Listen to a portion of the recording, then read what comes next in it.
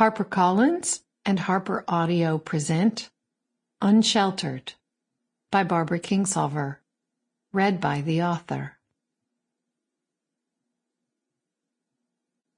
For Lily Hop Kingsolver. After the final no, there comes a yes, and on that yes the future world depends. Wallace Stevens, from The Well-Dressed Man with a Beard.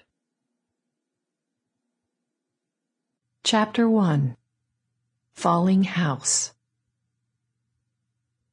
"The simplest thing would be to tear it down," the man said. "The house is a shambles."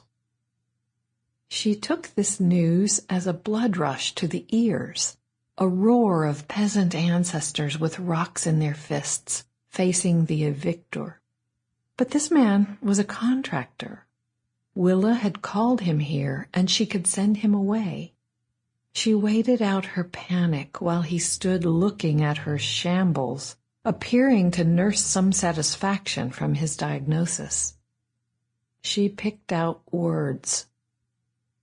"It's not a living thing. You don't just pronounce it dead. Anything that goes wrong with the structure can be replaced with another structure. Am I right?" "Correct. What I am saying is that the structure needing to be replaced is all of it. I'm sorry, your foundation is non-existent." Again the roar on her eardrums. She stared at the man's black coveralls, netted with cobwebs he'd collected in the crawl space. Petrofaccio was his name. Pete. How could a house this old have a non-existent foundation? "Not the entire house. You see where they put on this addition? Those walls have nothing substantial to rest on, and the addition entails your kitchen, your bathrooms, everything you basically need in a functional house." Includes, she thought.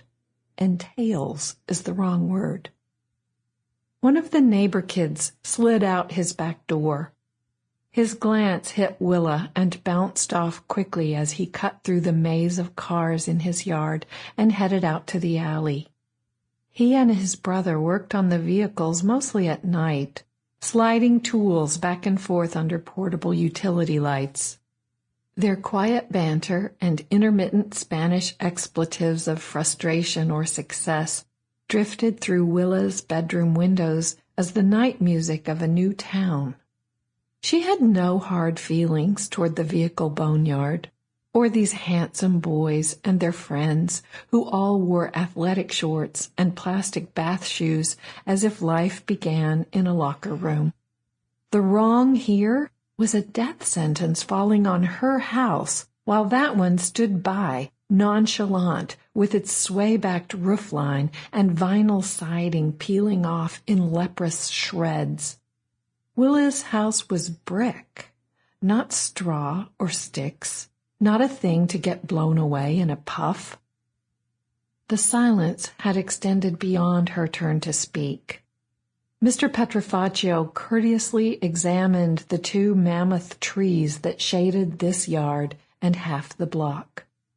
Willa had admired the pair of giants out her kitchen window and assumed they were as old as the house, but hadn't credited them with a better life expectancy. "I have no idea why someone would do that," he finally offered. "Put up an addition with no foundation. No reputable contractor would do that." It did seem to be sitting directly on the ground, now that she looked, with the bottom courses of bricks relaxing out of rank into wobbly rows. A carapace of rusted tin roofing stretched over the gabled third floor and the two-story addition cobbled on the back, apparently in haste. Two tall chimneys leaned in opposite directions. Cracks zigzagged lightning-wise down the brick walls. How had she not seen all this?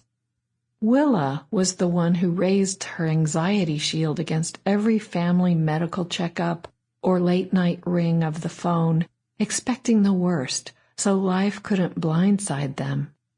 But she'd looked up contractors that morning with no real foreboding, probably assuming her Sample complete. Ready to continue?